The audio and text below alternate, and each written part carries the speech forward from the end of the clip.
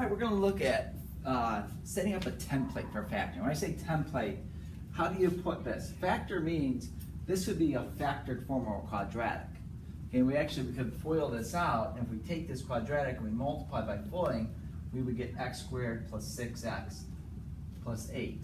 So in this unit, what we're going to look at is we're going to go backwards. We're going to take this quadratic and we're going to turn it into factored form. And a lot of times when you're factoring, is you'll take something and you'll realize, all right, once I take a quadratic such as this, I know it's going to be two factors multiplied together. And today we're going to look at is how would that template look? If you look at this here, based on your B and C value, would you be adding both the terms? Would they both be negative? Would they be one of each? You know, which one goes first? And that way, if we can set up the template and then just worry about what numbers go in here, it'll save us some time. Okay, so today we're going to look at what is the template you use.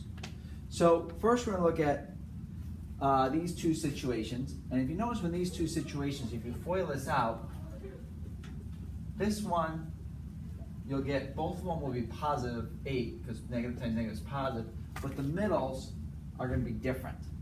So the one thing I want you to look at, you know, if you're looking at this, first thing, you use this template where they're both positive when C is positive and B is positive. This template here, see how they're both negative? Well, that'd be a situation, once again, C is positive, but B is negative. Okay, so that's all you really got to do is look at your C and B value and figure out which one do I use. Okay, when I talk about templates, I always like this to be a larger integer. Actually, sorry, smaller integer here and larger integer here. The reason why is later on what you're going to do is you're going to take something like 24, and what multiplies by 24? Well, you do 1 and 24, 2 and 12, 3 and 8, 4 and 6. So we just naturally normally put the smaller number first, the larger number second, and then we could easily convert it into this factor tree. And this will be a lesson or two down the line. So that's why we always do smaller than larger. All right, so now let's take a look and see, all right, when do we use these templates? So first of all, these will both be, when you take a positive times a negative, you're going to get a negative. So C in this case is both going to be negative.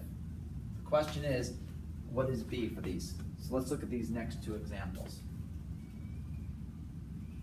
So let's look at x plus 2, x minus 4, and x minus 2, and x positive 4. So the question, which one of these will give you a positive B and which will be a negative? So if we FOIL this out, we end up getting x squared plus 2x minus 4x minus 8.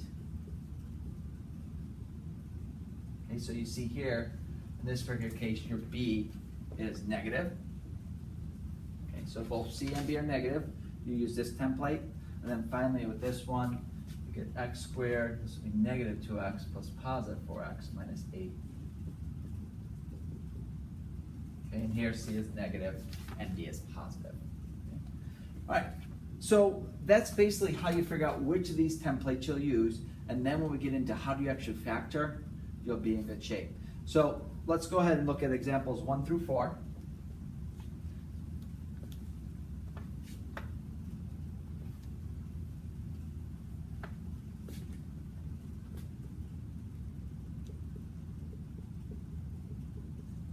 So in this case, you look at your two values. C is positive and B is positive. So I look over here, here's where C is positive. B is, so the template I use is going to be two positive numbers when I factor. Okay. Example 2. C is negative 10, B is 3. If you don't have your packet,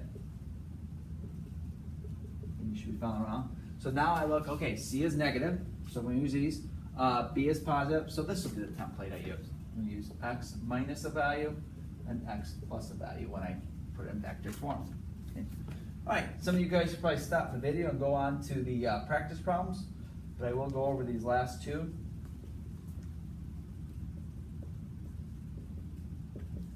Right here, you've got C is negative and B is negative. Okay, so you'll use this template.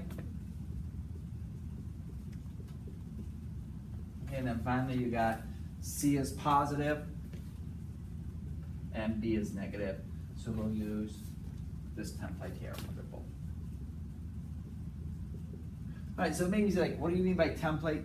Well, once you realize, when I go and factor this, it's gonna look like this. What two numbers do I fill in? It'll be a little easier if you have it set up first. So, all right, go ahead and do practice 1.3.